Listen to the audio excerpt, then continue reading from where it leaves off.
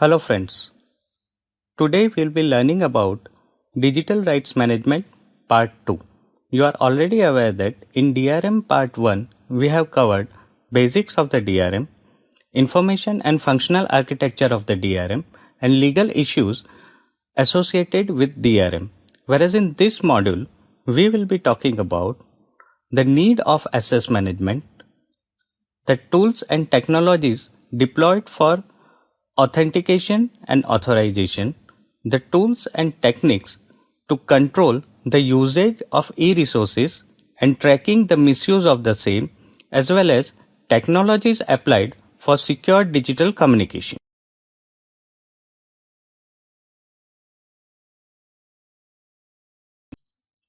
The digital rights management in a digital library consists of following four components, that are license agreement and policies, user authentication and authorization, accuracy and integrity of digital content, and accessibility, including permissions to operate on digital objects or its metadata. License agreements and policies for access to digital libraries are negotiated between the publishers and the librarians or information managers. The users are authenticated and authorized to access the content of the digital library as per the terms and conditions of license agreement. Users duly authenticated are allowed to access to information according to the nature of their clearance and authority. Unauthorized users are blocked from accessing the information. Confidentiality or trusted relationship is of paramount importance in digital library containing highly proprietary information. Accuracy or integrity means the continuing integrity of information stored in digital object server. Digital library must not allow accidental or intentional corruption of information that is stored in it by unauthorized users or programs. Accessibility means that a secure computer system must keep information available to its users. The system should be able to recover quickly in case of disaster, as well as users are given access to digital content with the permission to download in case of user and to add, edit or delete or amend in case of editors. It is not only essential to ensure the security of data on the servers, but also during the communication between clients and servers and vice versa to ensure authenticity and integrity of the data. The techniques of data encryption are used for communicating sensitive information such as users' password and personal identification number codes, that is PIN codes. Encryption renders data unintelligible and unusable even if accessed by an unauthorized person. Digital certificates are deployed to establish secure communication between clients and servers. Let us discuss the need of access management and security. Access management and computer security are two important issues in all commercial web applications, including digital libraries. Electronic content can be copied much more easily. Content owners have a great need of imposing measures to control misuse of their content in digital format. IP authentication and password access, two most commonly used authentication methods, are still not able to protect the content from being duplicated or shared. Thus, there is a need of greater rights management controls. Digital media distribution can bring a variety of new business opportunities for owners or generators of the content who incorporate the right technologies to use to control access to their digital content.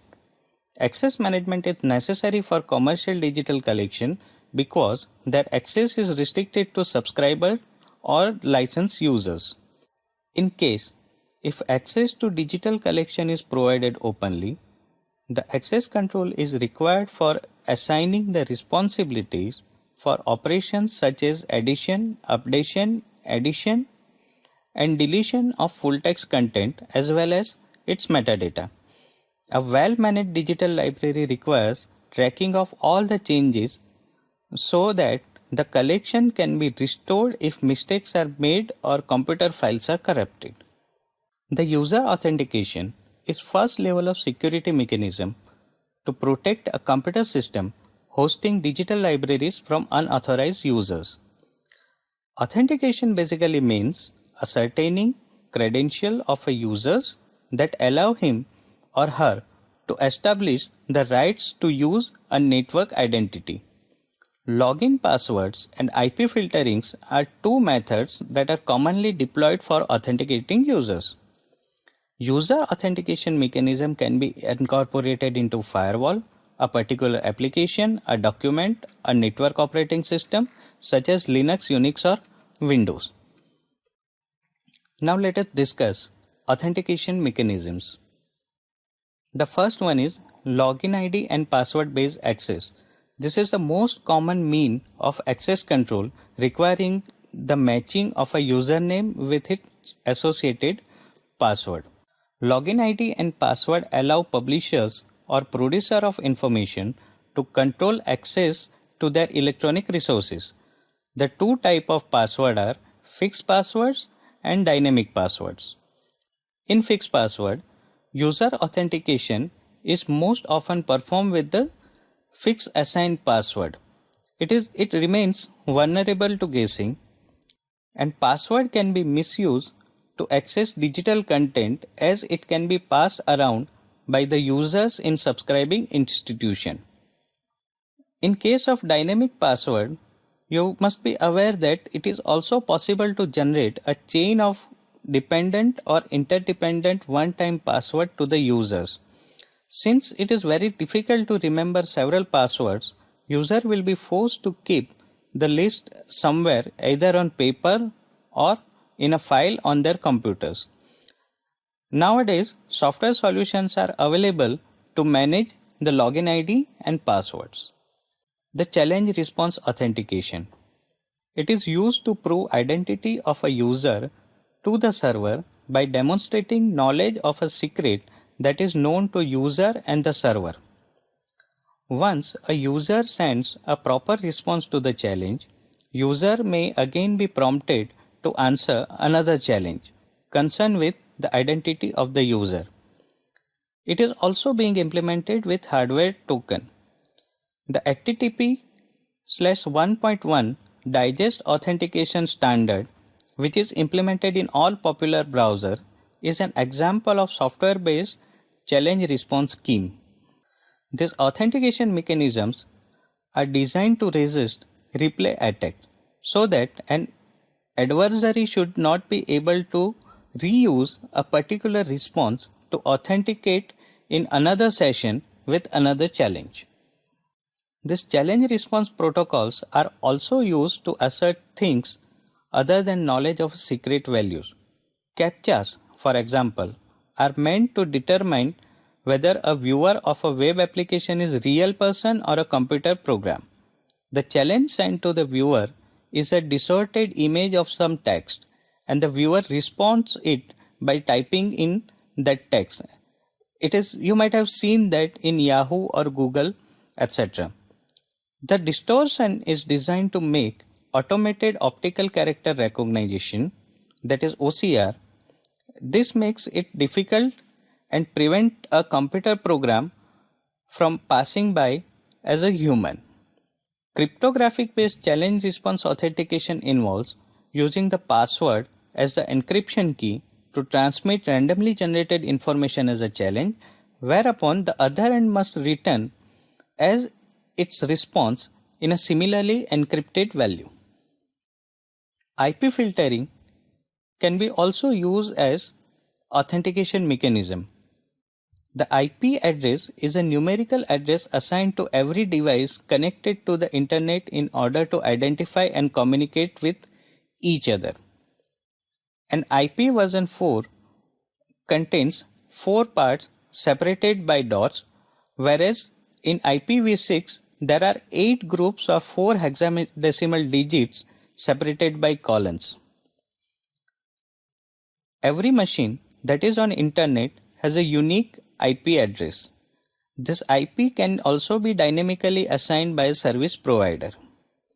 IP filtering is relatively easy to implement for a subscribing institution who is required to provide IP address or its range to the publisher.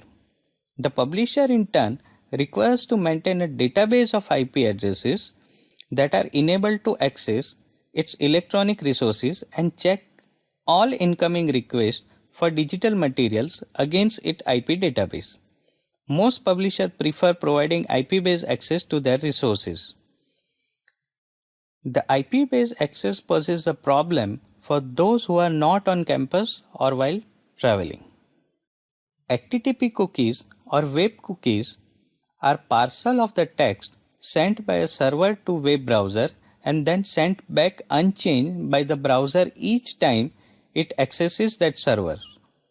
HTTP cookies are used for authenticating, tracking, and maintaining specific information about the users, such as the site preferences and content of their electronic shopping carts.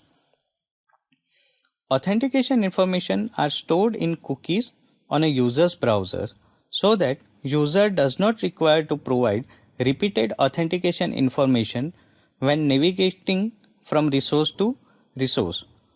Most browser allows users to decide whether to accept cookies or not, but rejection makes some websites unusable.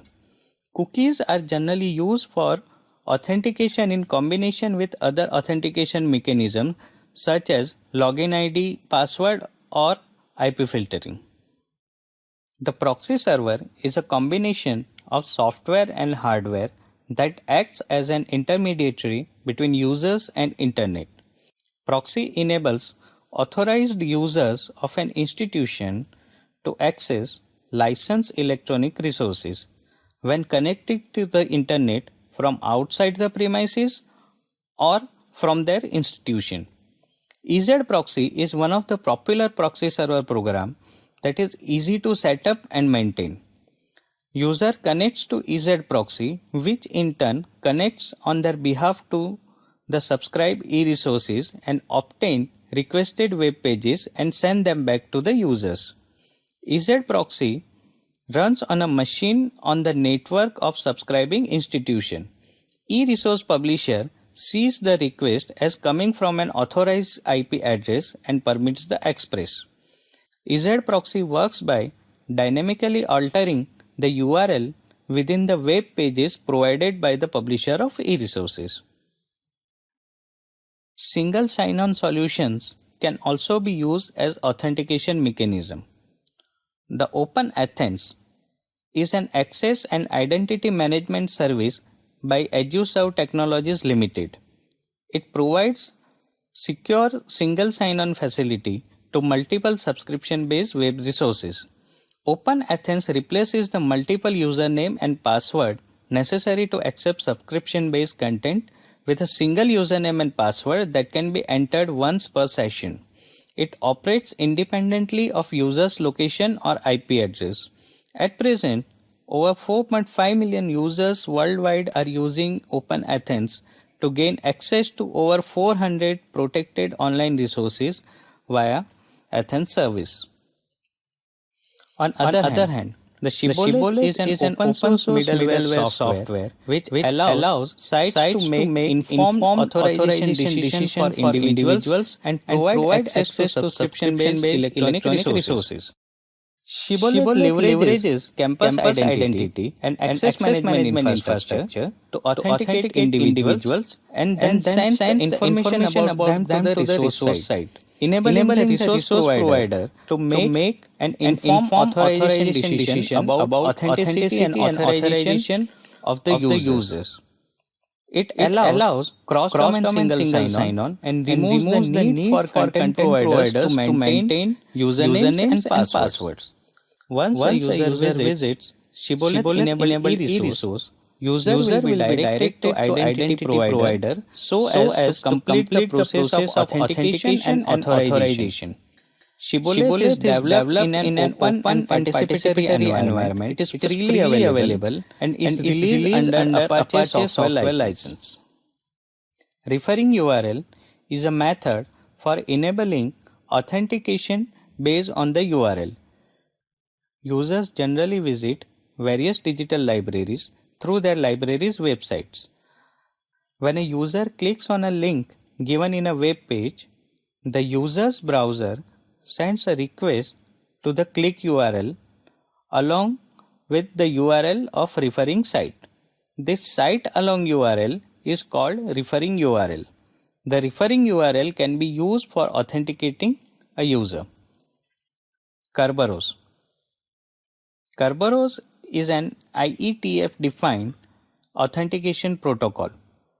It allows individuals communicating over an insecure network to prove their identity to one another in a secure manner utilizing a trusted third party called Key Distribution Center or KDC. It is also a suite of free software published by MIT which implements this protocol.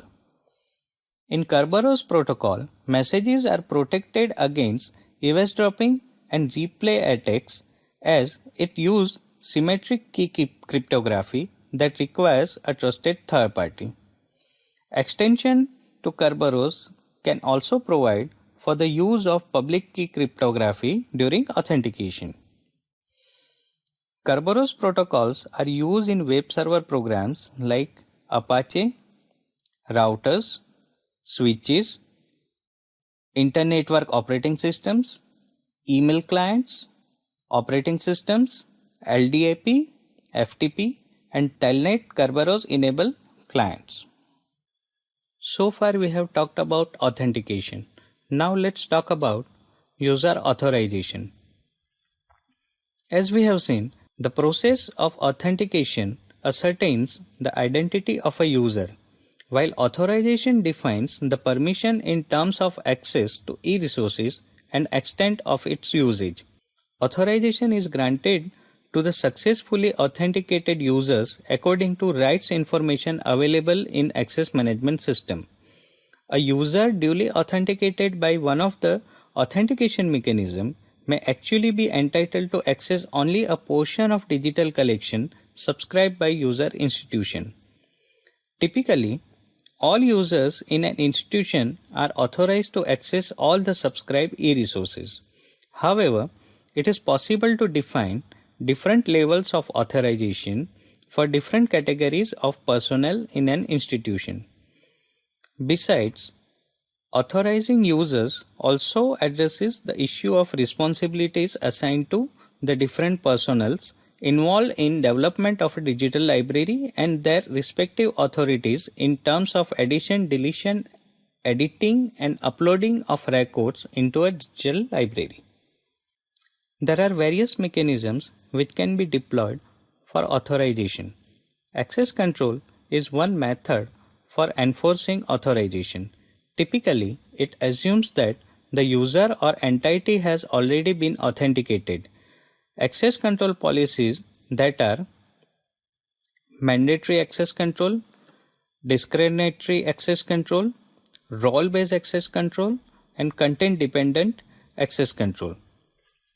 In mandatory access control, it is generally more suited for high security authorization.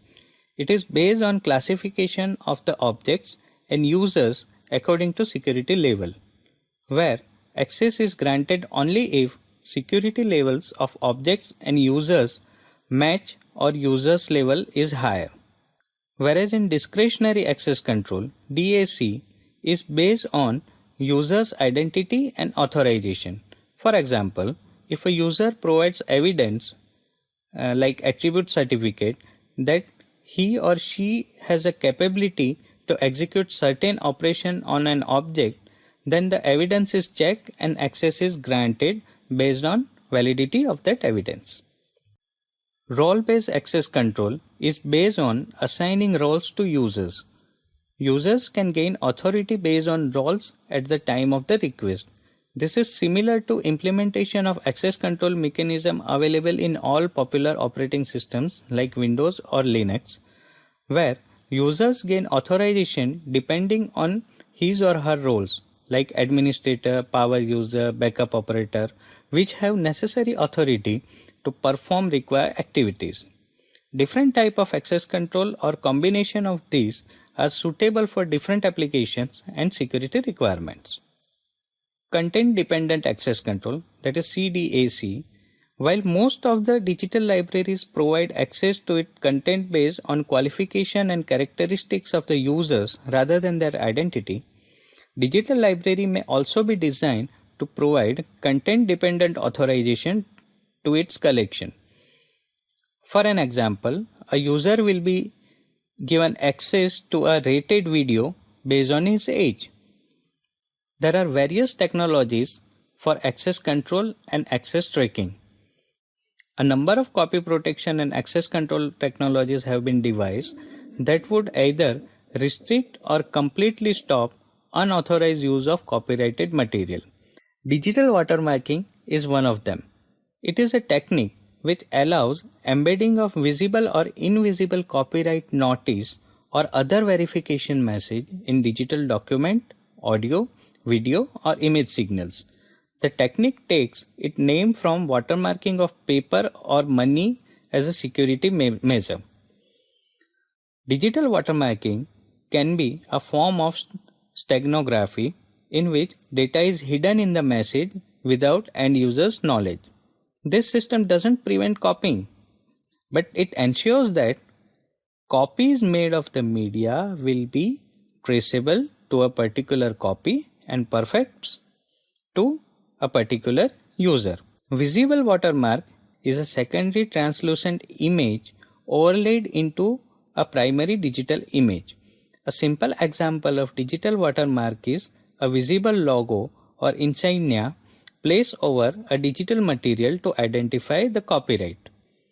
Invisible watermark do not change the signal to a perceptually great extent, so that there are only minor variations in an output signal. Fractional or partial access. Digital libraries are often designed to allow users to access individual records or articles, but not copy complete collection so as to prevent massive abuse of copyrighted material. Most of the journal hosting sites discourage robotic or systematic download of articles.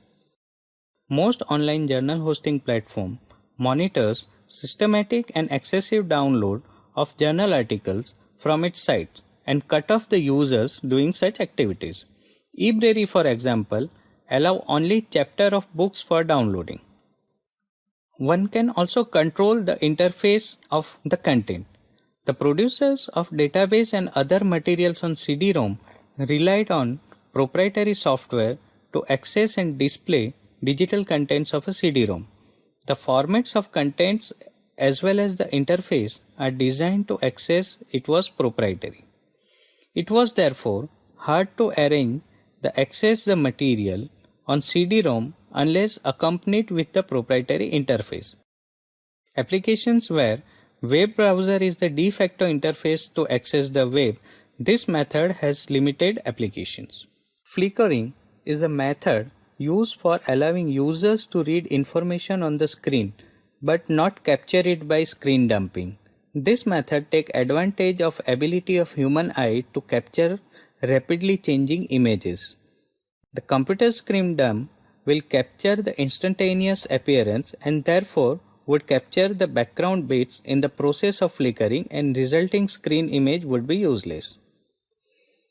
The digital object identifier is a character string or a digital identifier used to uniquely identify an object such as electronic document. The DOI system is implemented through a federation of registration agencies coordinated by the International DOI Foundation, which developed and controls the system. The digital object identifier is a mechanism for marking digital objects so as to identify them and enable copyright management and access in digital environment. The DOI doesn't change over the time, even if the article is relocated. However, a DOI resolution system is required to be updated when the change of location is made. Authentication of the digital content. Authentication of the digital content refers to continuing integrity and accuracy of information stored in digital object servers. The digital library must not allow accidental or intentional corruption of information stored in it by unauthorized users or programs. The techniques of digital signature and digital watermarking described next are used for authentication of digital object. A digital signature is electronic signature that can be used to authenticate the identity of a sender of a message or the signer of a document. It can be also used to authenticate that the original content of the message or document that has been conveyed is unchanged. To check whether a file has been tampered or not, MD5 hash value is calculated at the time of its creation and recalculated later to compare it with original. If the two are same, then the files are almost certainly the same. Digital signature can be applied to guarantee the authenticity of a digital object. Digital watermarking places a hidden data, such as a unique disk. The technique allows embedding of a visible or invisible copyright notices or other verification messages in digital documents, audio, video, or image signal. It is a group of bits describing information pertaining to the image or its author or a unique ID. The technique takes its name from watermarking of a paper or money as a security measure as described earlier.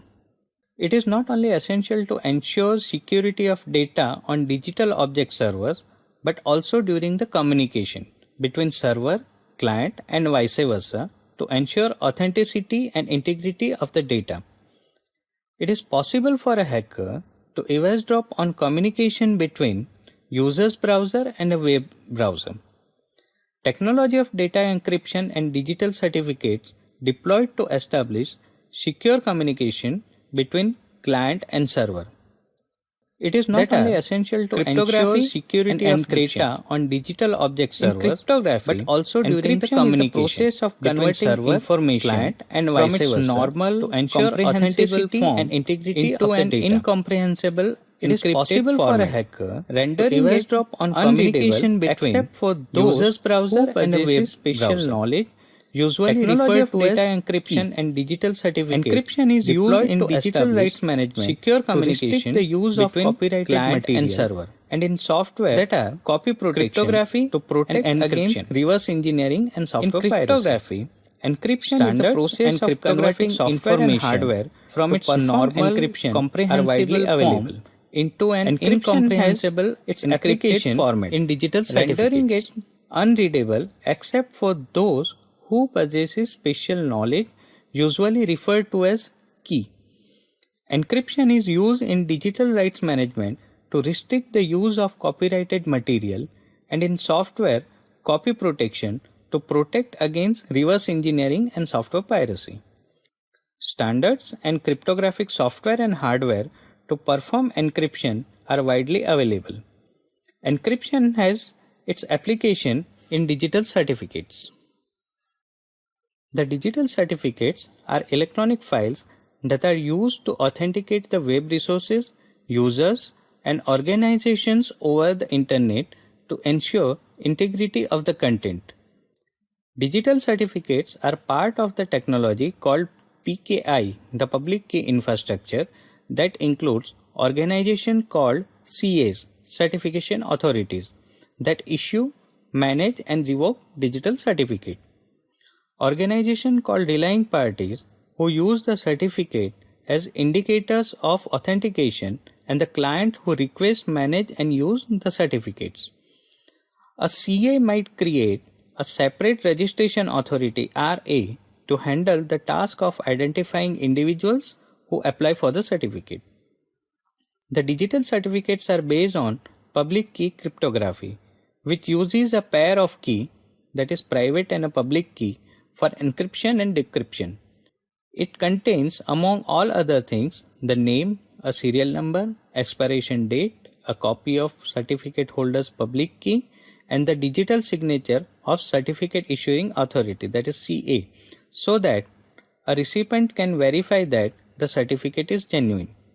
The recipient of encrypted message uses CS public key to decode the digital certificate attached to the message and then obtains sender's public key and identification information held within certificate to send an encrypted reply. Digital certificate forms the basis of secured communication and client and server authentication on the web. The digital certificates can be used to verify the identity of the clients and servers on the web, encrypt the channels to provide secure communication between client and servers, encrypt the messages for secure internet email communication, verify the sender's identity for internet email messages. One can put digital signature on executable code that users can download from the web. It can be also helpful to verify the source and integrity of the signed executable code that users can download from the web. The illustration shows the basic process of public and private keys to encrypt and decrypt the message sent over the internet. Most web browsers have several digital certificates pre-installed in them. Web browsers use digital certificates to secure access to website without knowledge of the users. There are different types of digital certificate, each with different functions. Digital certificate can be grouped into following four major categories, that is, root or authority certificate. These are the certificates that create the base of a certification authority hierarchy. These are not signed by another CA. They are self-signed by CA that created them. Institutional authority certificate. These certificates are also called campus certificates. These are signed by third party, verifying the authenticity of a campus certification authority. Campuses can use their authority to issue the client certificate for faculty, staff, student and other members. The client certificates. These are also known as entity certificates or identity certificates or personal certificates. Client certificates are generally issued by campus CA. Web server certificates. These are the certificates used to secure communications to and from web servers. The subject name in a web server certificate is DNS name of the server. So we have seen that the DRM refers to control the access of the digital libraries. The tools and technology deployed with DRM deals with prevention of unauthorized access, duplication and illegal usage of copyrighted digital media. In online environment, the scope of DRM can be leveraged to control access and usage of digital objects and impose restriction on their misuse. Thank you.